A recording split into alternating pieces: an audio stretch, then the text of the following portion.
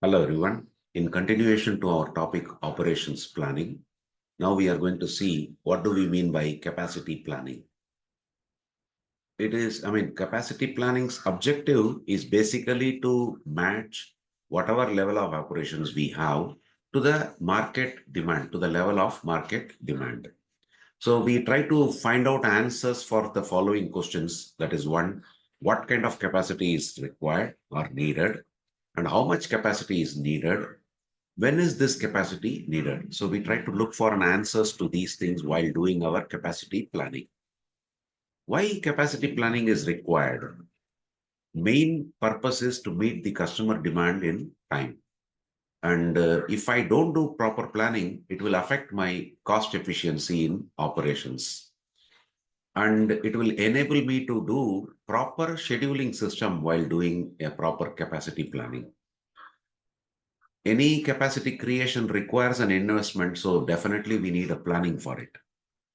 And it is the first step when an organization decides to produce more or any new products. So capacity planning is of two types. One is long-term capacity plans, wherein you may be thinking about getting in some new facility or new equipment, and generally the time horizon will be more than 2 years. Then comes your short-term capacity plans, which is basically done to organize our required workforce size and then to plan our overtime budgets and also to plan our inventories, etc. When you talk about capacity, let us consider the speedometer. Here, this 160 is the design capacity of that particular vehicle. And during a particular time, if the vehicle runs with a maximum speed of 120 kilometer, then that 120 kilometer, we can call that as a system capacity. Now let us understand what are all the different determinants of effective capacity. First one, the facilities design, and then location where our facility is located, how the layout of our facility is, and the environment of our facility. So all this becomes a determinant for getting an effective capacity. Then our product design and our product mix also. The process quantity as well as quality capabilities.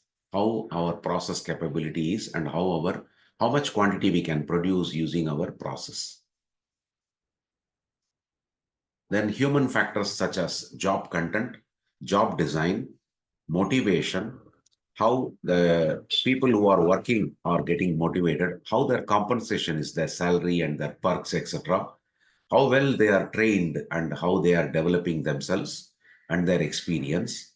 Their learning rate, how quickly are they able to learn? Is it very high or what it is? Their absenteeism and labor turnover, all these are determinants for having an effective capacity.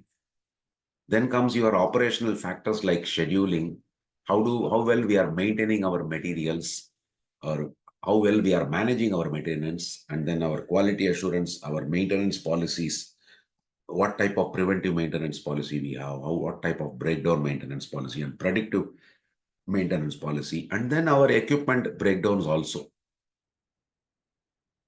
External factors such as the product standards, what is required, whatever we are planning to manufacture, the safety regulations, what it is, then the union attitudes, pollution control standards. These are all determinants of effective capacity. How do we plan our capacity? How do we do our capacity planning? What are the activities involved in that? First one is, first we will assess the existing capacity facilities. Then we do a forecasting on a long range future capacity basis, and then identify and analyze the different sources of capacity for future requirements, and then evaluate alternate sources of capacity, and finally select a capacity alternative which is suiting to us the most. So these are the steps we take. What are all the factors affecting the determination of a plant capacity? First, capital investment is required. Changes anything we do in our product design or in our process design that will enable us to do this. Market conditions and the product life cycle also will be a determinant which will affect our plant capacity. Flexibility for capacity additions, how flexible our factory is for adding any new capacity. Then we have level of automation, what we desire for future, market demand for the product obsolescence and technology obsolescence. Type of technology what we are using.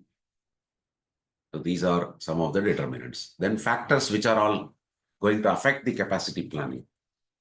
There are two types. One is controllable factors and the other one is less controllable factors. We'll see now what are the controllable factors. Amount of labor employed, how much labor I need, and what is the facilities we installed or what are we planning to install, that is in our control. The machines, tooling, shifts of work per day, these are all in our control. Days worked per week, overtime work, subcontracting, preventive maintenance. These are some of the controllable factors, and also number of production setups. How frequently are we changing the jobs? Are we very flexible? Means we'll be frequently changing the jobs.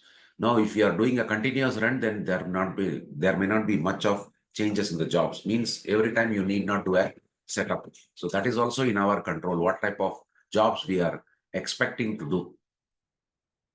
Then comes your less controllable factors, absenteeism. Even though there may be rules and regulations, but still you cannot control the absenteeism and the labor performance. Machine breakdowns, we may have a strong preventive maintenance, but still there may be a breakdown which can happen. Subsequently, we may include that also in our preventive maintenance plan. Material shortages, even though we have a very good inventory management, suddenly if the supplier fails due to some unavoidable reason, then you may land up with a material shortage. So it cannot be fully controlled.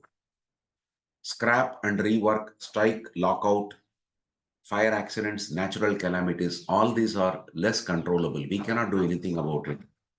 But still, we try to bring in some sort of controls so that instead of nil control, you are actually bringing into a partial or less controllable basis. Capacity requirement planning. What is it? It is a technique which determines what equipment we are going to use and what type of workforce we require to meet the production objectives, which is based on your master production schedule and also your materials requirement planning. Two types of CRP strategies are used are level capacity plan. Another one is matching capacity with the demand plan.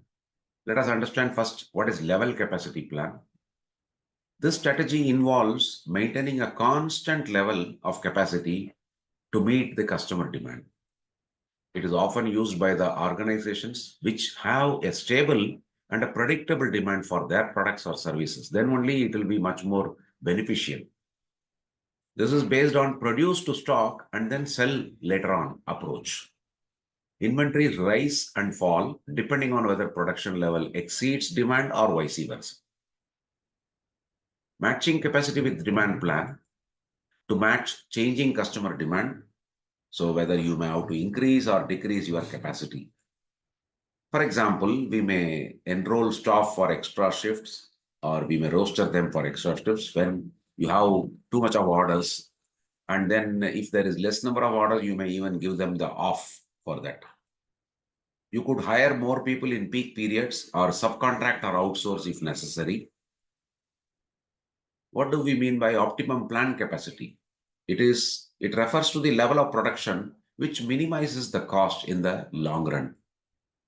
It is determined by finding the point where economies of scales are maximized. To understand this, let us consider one example, like our factory makes surgical gloves. It can produce gloves costing rupees 300 per pair if it turns out to be 10,000 pairs per month. But however, if I manufacture 1 lakh pairs per month, then my cost will considerably reduce to 200. That we call it as economies of scale.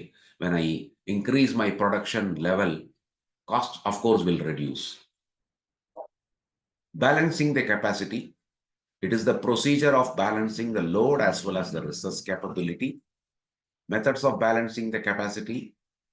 Either you add a new machine to the bottleneck center or whatever excess capacity you require, workload you require or manufacturing you require, that you may subcontract it. Change the product mix by manipulating the sales for different products to arrive at a suitable product mix, which loads all work centers almost uniformly. Factors favoring overcapacity. Fixed cost of the capacity is not much. So we can afford to have overcapacity. And for the products, whatever we manufacture, it is very difficult to give it for subcontracting because it is something technical, more technical, and a unique product, which we are not confident about giving it for subcontracting. Then we may have a overcapacity for our unit. Time required to add capacity is too long, so we cannot afford it. Company cannot afford to lose a customer due to delivery failure. That is why overcapacity is getting justified. This is an economic capacity size below which it is not economical at all to operate the plant. Factors favoring undercapacity. Shortage of product does not affect the company. Then we can have an undercapacity. Technology changes very fast. We cannot have capacity beyond the demand. Otherwise, the products will get obsolete because the technology change is happening very frequently. Cost of creating capacity is high because the fixed cost of the capacity is very high. If the subcontracting is possible, then that favors your undercapacity.